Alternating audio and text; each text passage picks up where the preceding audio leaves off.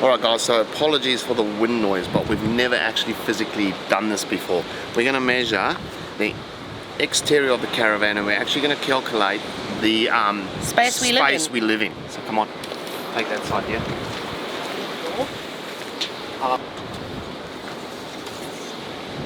Alright, try and pull it. Yep.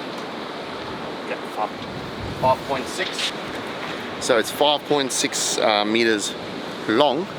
Now we're going to measure the width. Now obviously we times the two together, gives us our space. Up there. 2.3. And it's 2.3 wide, guys. So we're going to hop inside and we're going to continue this video inside because of the weather. We get our phone out and we're going to calculate our space we live in, and we're going to give you the pros and cons of living in the small space. Alright guys, so we have to work it out. So we worked it out. It is 5.6 times 2.3. It's 12.88 square meters we live in. But I want to take the 88 off because there's a couple of little turns in the caravan. So let's work on 12 square meters, which is the footprint of what we live in. 12 square meters. I mean, who would have thought? I have never actually worked that. In fact, we've never worked that out. Not in this van. No. Not in our first van. Not in our second van. So it's quite sobering to think that we live in 12 square meters. And the funny thing is, when we actually decided to do this, I didn't realise, like, you're in a thing where you go from a house to a caravan. You don't realise, like, you're going from however big your house is to however big your caravan is, and it's really massively smaller. And there are adjustments to that. You've got to get used to living in a small space. It probably takes a couple of months to really get comfortable with the space you're in, learn how to use the space and move around the space. And if you don't enjoy each other's space, you've got a problem. Yes, if you don't enjoy each other's company, because you've got a problem, because there is nowhere to go. If you have an argument, there is absolutely, well, one can go outside and one can stay inside. So that is generally the rule of thumb when you're having an argument. I'm shocked that that's what we live in. But the good thing about living in that space is it's easy to clean. It takes a few minutes and it's clean.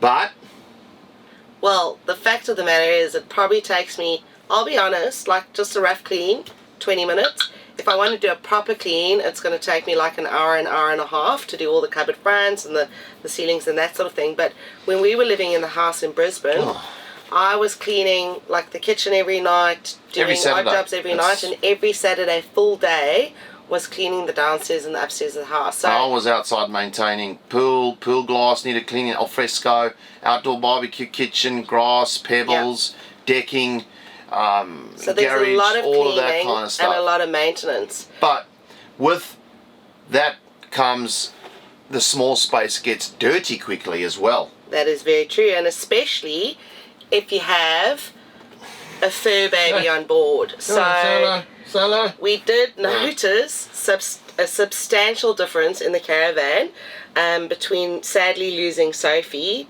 or travelling without a dog, and then getting Mr. Bob and all mayhem breaking loose again. We can make a sandwich in the kitchen and it feels like the place is like a tornado's going through it.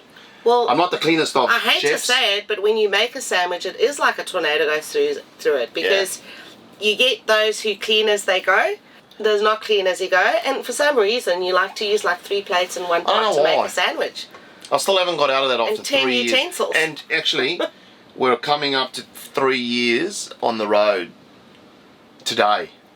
So when you see, we've actually made this video before, but I think Wednesday the 25th. Yep. And things change a lot over time. We're actually 3 years to this day. We left Brisbane the 25th of January 2020. So, but also high five on 3 years on the road. Congratulations. We haven't kicked this up. I'm not in a swag yet or anything. So well, it's been close. But another thing you got to realise too is because it's such a small space. It's like my marriage has gone to another level, because when someone's cooking, you got to sort of rub past. Oh, stop it! On the way to the bathroom or on the way to bed. So it's, that is ridiculous. that sparked another little you know, so that's Alright, you pretty can cool. leave it at that. But This is a good family channel. Another thing is, like, also you got to realize we sleep, eat, work all in the same room, because the bed's just behind the camera, the kitchen's over there, our workspace is over here, so that can be sort of like a little challenge. Especially if you work, because you can't actually separate yourself from work and home. Like usually when you're working from home, you have a study, and once you leave the study, you've left work. Or if you work at the office, once you leave the office, you go home. So I think the way that I manage that here is, once I finish working, put the laptop away.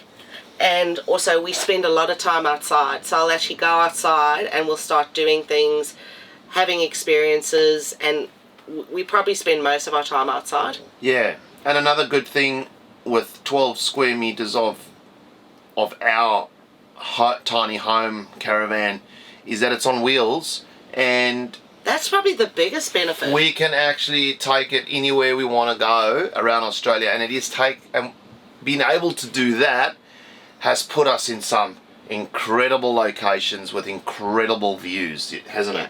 So you should have started it with this one, because this is the biggest benefit of having a tiny home or a caravan that is mobile and on wheels. You can take it absolutely anywhere. I mean, yeah, it's $1 million views for free, low cost, or a caravan. Could be a paid camp. And that's it exactly. It's $1 million views, and you can actually choose what you want your backyard to look like. Pretty much. So if you enjoy the beach, you can park up on the beach. If you enjoy the bush, you can go to a bush camp. If you enjoy riverside camping, mountains, you could park up a mountain if you really wanted to. So you can really pick what your backyard looks like and what your experience is. And you know what the funny thing is too, is that we've parked it at the beach, we've parked it in the outback, we've parked it on creek beds, we've parked it up Cape York with gravel pits, whatever, and I tend to enjoy all of them. Yeah. I learned to enjoy all of them, and that actually comes back to when we first started traveling. Sue's a beach person, I'm a beach person.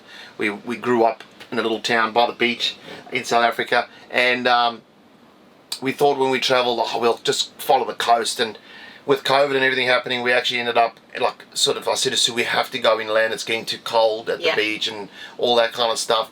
And I said, we're going to the Flinders Ranges. She's like, oh, I don't want to go there. Now that she tells most travellers that we meet, that's like one of our highlights, is to go to the Flinders Ranges. So it's not always like about one specific thing that you really enjoy doing. Yes, it's great, but it's the ability to move it, and the situations we found ourselves in that changed my opinion on that and gave me those new experiences. And you don't know until you try, isn't it?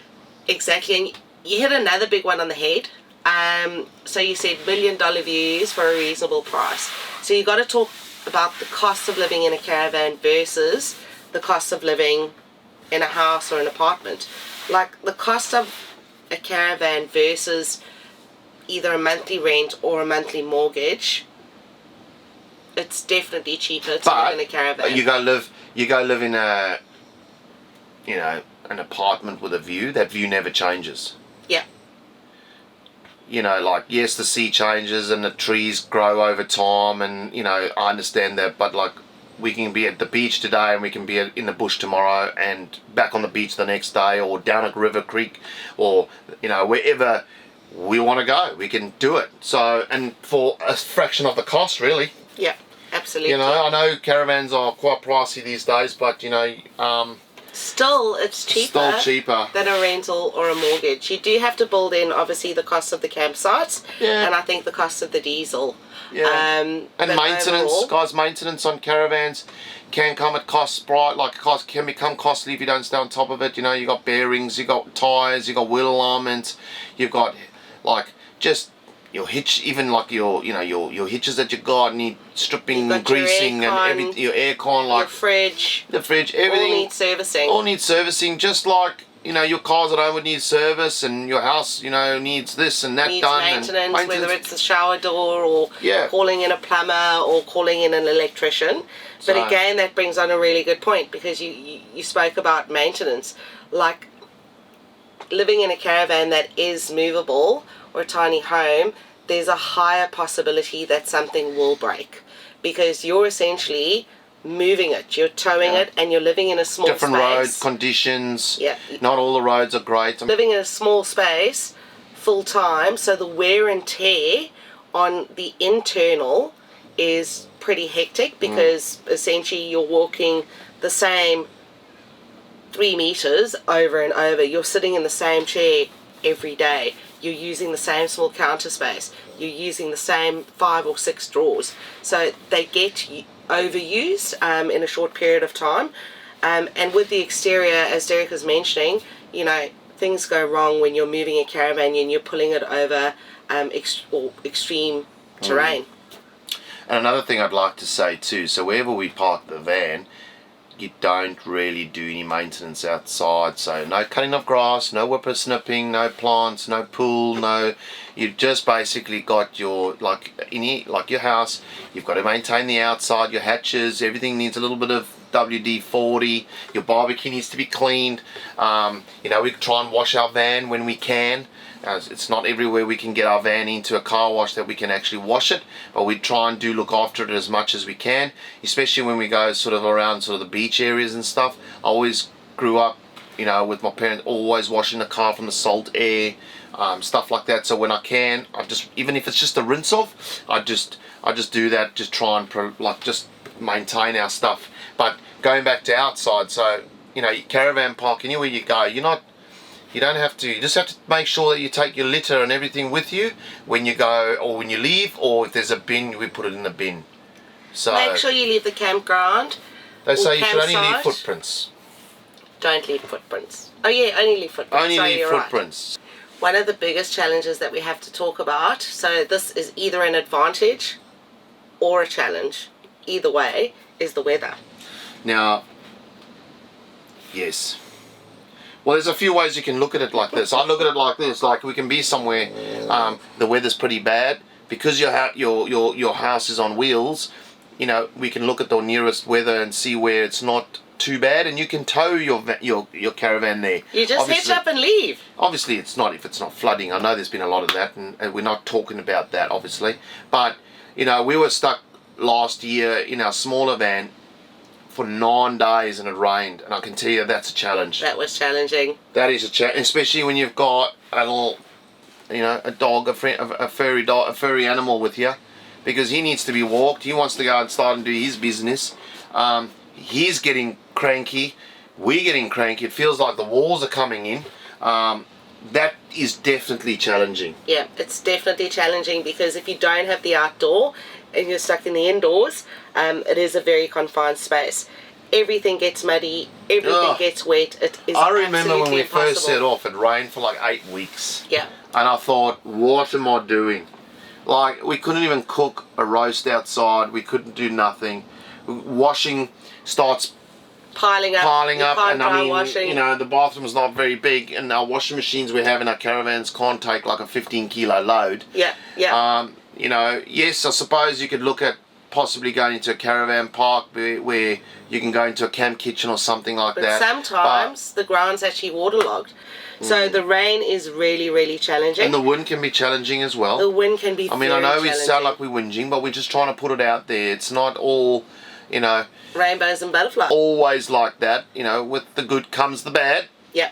I mean, we're currently situated somewhere in South Australia where yesterday was an absolute mint day. Yeah.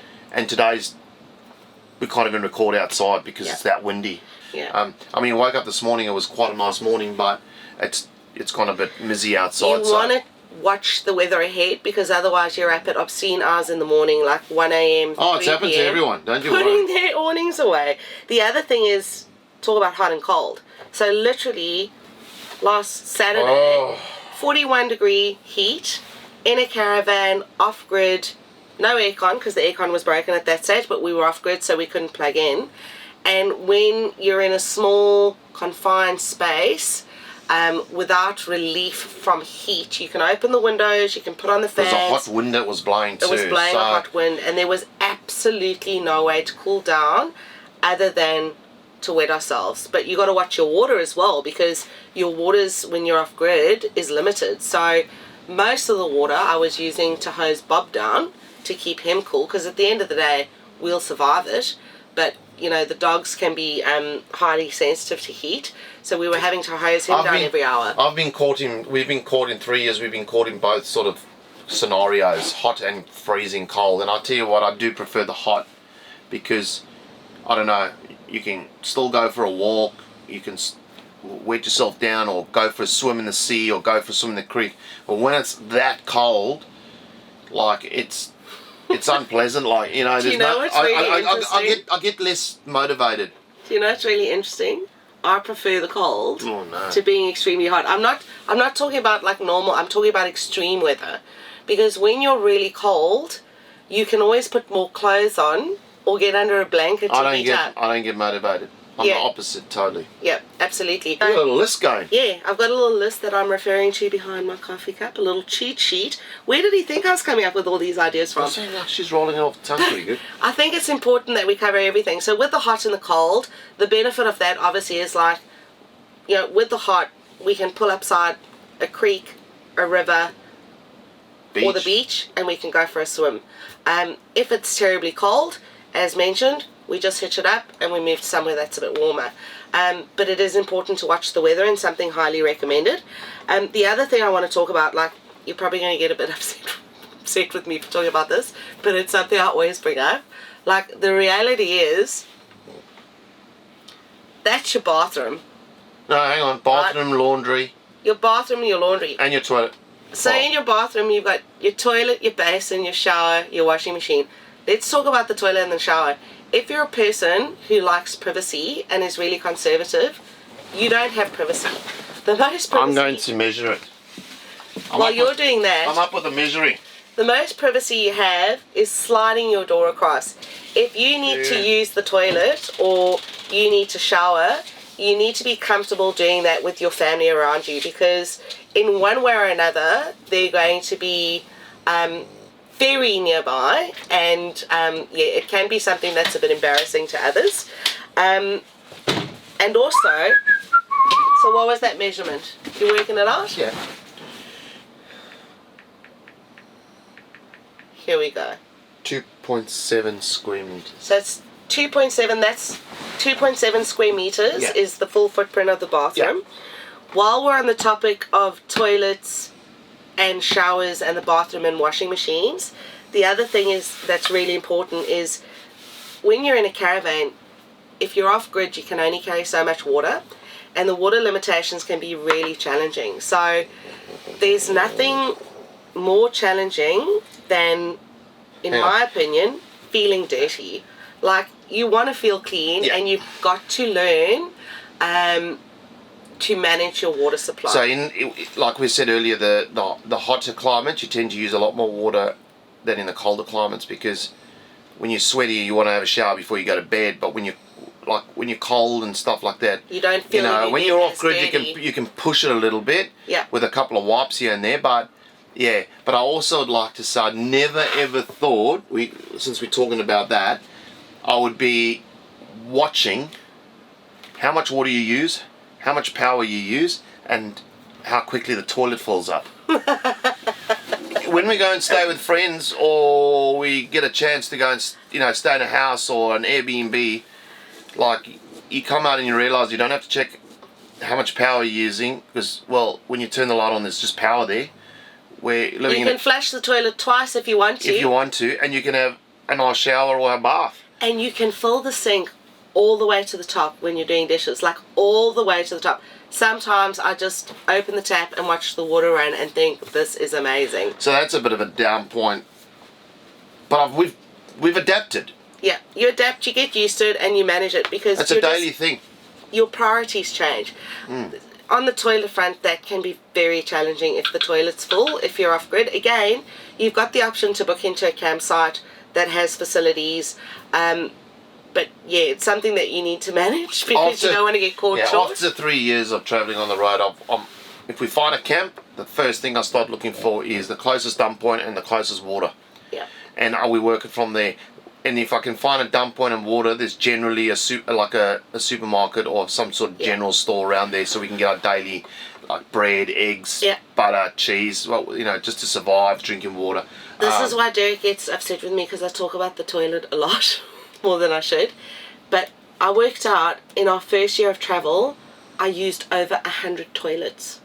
In fact, I was thinking about starting to do loo review with Sue. I used that many Drop toilets. a comment in if you want Sue to start. What? Loo review with Sue. Loo review with Sue. One more thing. The other thing about living in a caravan, also very important, a small space, you only have so much storage. So it's really important what you plan and what you choose to take with you. I got it. Can I add to that? Yeah. We got called out of that. Now, we've owned caravans before in South Africa. We have. We got our first van here in Australia. Well, it was a second-hand van before COVID, and we were like, oh, look at all the cupboard space. We could put this there and this there. Amazing. And we put all our stuff in the caravan, and we were terribly overweight. Yeah, so we had to get rid of we most actually of it. ended up not using half the cupboards because, well, we couldn't have the weight to put into the cupboards. Yeah. So, yeah. Absolutely. But it's clutter-free on the positive side. You live simply because you only take what you need. And a good tip for that, if you're new to traveling, you packed your van, put stickers on everything. As and when you use it, peel the sticker off. Look at it after 3 months. If it's still got a sticker on it, get rid of it. You don't need it. So, yeah, that's a good tip. That's me done. Alright. I don't want to dribble too long on Wednesday night. I know everyone's pretty tired after work, but I'll just ask Sue first. Your honest opinion about the whole lifestyle and what, are you happy doing it, or would you prefer to go back to sort of normal life? Oh, that's a loaded question. Alright, so my honest opinion on the lifestyle is that I feel incredibly blessed that we have the opportunity to travel. I love the lifestyle. I love having the ability to move around, to experience new places, to meet new people. Do I miss anything about non-travel life? Yes, I miss a bathtub and I miss a couch. But those are the only two things I really miss from the massive house we had. Would I go back to it? I will continue to travel for as long as I can. So for as long as our circumstances and my work allows us to travel, I won't stop, no. Now let me ask you that question. Would I 100% wouldn't like to go back to normal life. I know we're still young, we got lots of years ahead of us, but honestly, like the whole lifestyle, I didn't think I was going to enjoy it this much, to be honest. Like you think about it and you think it's going to be great, but then you get out there and you start doing it, and we are fortunate we can possibly keep doing this for as long as we can, like Sue said. But I don't miss the bath, I don't miss the running water, I don't miss the flushing of the toilet, I don't miss not having to watch for power, I don't miss anything. You prefer this? 100% prefer this. And we can dribble along this for hours. Like, I love the people we meet, the destinations we get to go to, the views we get to see, the ups and downs of it. Is like, I just take it all in. The excitement of hitching up and moving to a new destination. Like, when it's move day, I'm just like, yeah, what's around the corner? Like, we might only travel 50 k's, and I'm like, and our feet start itching once we've been somewhere for 3 or 4 days, because we want to know what the next experience is and what the next place is. So it's really good from that point of view. I just absolutely enjoy the whole thing, the meeting of the people, and we meet people from all around the world actually doing this. There's people that's travelled here that we've met. Not a lot, but I was just like, wow, what brings you here? And they're like, oh, and then you hear their stories, and it's just, we've met more people from Australia, from all corners of Australia that become really good friends, and we keep in contact with, and it's just... I think travelling is a really good levelling ground, because at the end of the day, anyone who's travelling has something in common. Yeah. And, you may be travelling in different setups, but you're having the same experiences, and you've got the same... someone once said to me recently, it's not about the destination that counts, because the destination's the same to everyone. It's the journey getting to the destination. So I think there are many challenges to it, but overall, the benefits and our love of the lifestyle far outweigh any challenge this lifestyle would throw at us. So if you guys have got any questions, and you would like our opinion on those questions, please drop them in the comments below. Don't be scared to ask us, or reach out to us on Instagram or Facebook if you don't want to drop it in there. We'd be happy to share our opinion on those questions. And share your experiences with us. Yeah. If you've had... Or if you know anything that could help us out. extreme weather experiences, you know, any sort of tips and tricks that you've come across that can help us with some of those challenges we face, we'd love to hear them. Let us know what, if you're travelling full time, or if you've done a little trip for a week or 2 or 4 weeks over Christmas or whatever, and the weather's been bad. Share with us what you guys did to get out the van and do stuff if the weather's terrible. Like, yeah, we'd love to know, and maybe it'll help us out in a rainy, windy, stormy situation. So, but guys, yeah, I think we just thought we'd share with you what it's like to live in our home on wheels, tiny home, caravan, whatever you want to call it. It's our home. We love it. And from myself, Sue, and Bob, we've enjoyed making this video for you guys, and we hope you enjoyed this midweek special video. But take care, enjoy the rest of the week, and we'll see you on Sunday. See you guys.